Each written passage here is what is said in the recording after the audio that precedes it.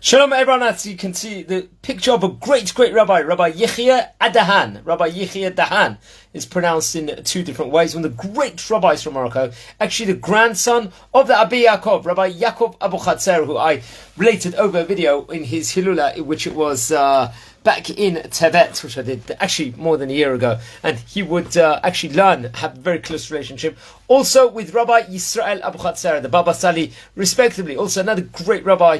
We covered a video on his Hilula back in the month of Shvat. So friends, Rabbi Yechieh was one of the great rabbis from Morocco. He was born around the year 1865, 1866, and passed away around the year 1957 territory also. He was actually naturally born in Morocco and lived in Morocco the vast, a big chunk of his life. In fact, he came obviously naturally from very, very great rabbinic heritage. Obviously the grandfather was Abir Yaakov, Rabbi Yaakov Abichациרא. His father also was Chacham Machluf Abichациרא, also another great rabbi. I believe we covered a video on. His mother was Rabbanit Esther, and it's actually interesting.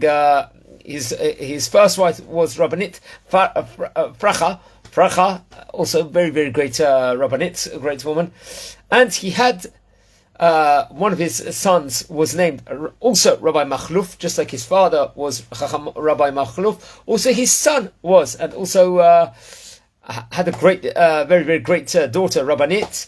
Her name was Rabbanit Chana Zavi, also, which is actually very interesting enough. He learned Torah at obviously very, very young age, great amount of Torah, and it's actually interesting. They say that he was a descendant of David HaMelech. And how do they say that? Because the family name is pronounced ADahan also, which the Aleph stands for Ani. The Dalet in the acronym of the last name stands for David. Hey, which is the third letter, stands for HaMelech. And then the Aleph is for Asher.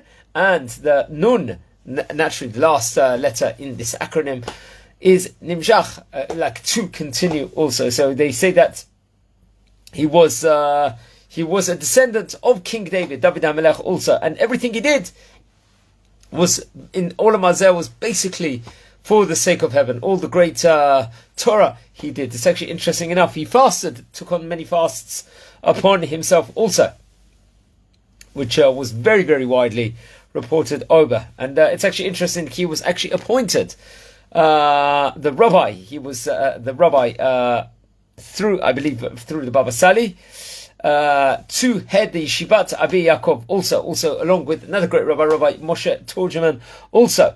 It's actually interesting, at a later stage his daughter would move to Eretz Israel and he would follow suit and also move also to Israel, spent his last days over there also in, I believe in Jerusalem, and was actually the rabbi in the neighborhood called Musrara also, which is very, very interestingly enough.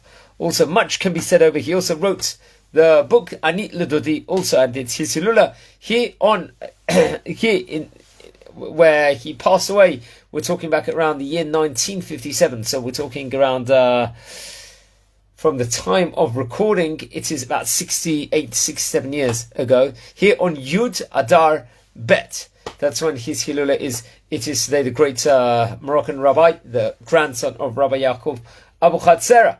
And very, very, what's interesting, we can add also to the great Chacham, also he was very, very kind-hearted with every single thing he did.